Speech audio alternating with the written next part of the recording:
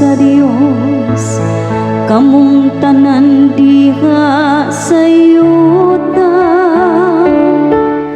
Awitig pagdaig alang sa himaya sa iyang ngadlan. Isang iyaw ang iyang mahimayahong kadaykanan. Ingnan ang Dios pagka makataha sa imong mga buhat. Pasinggita ang tibuok yuta ngadto sa Dios uban sa kasagadian.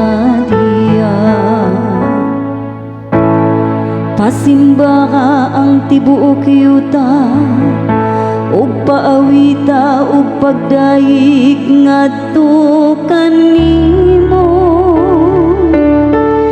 Paawita ug mga pagdaig alang sa imong ngadlan. Umani kamo og tanawa ang mga buhat sa Dios, ang iyang makatahang nga mga buhat sa taliwala sa mga tao. Pasinggita ang tibuok yuta ngadto sa Dios uban sa kasagadian. Gihimo niya ang yuta nga mamahalan ug ang kadagatan latas sa suba nang lakaw sila.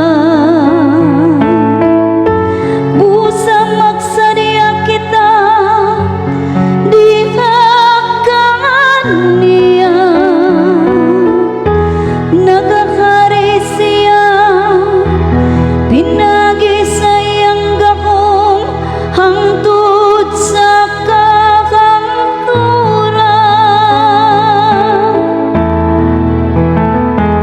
Pasinggita ang tibuok yuta ngadto sa Dios uban sa kasagadian. Pamati karon kamong tanang mahadlokon sa Dios, samtang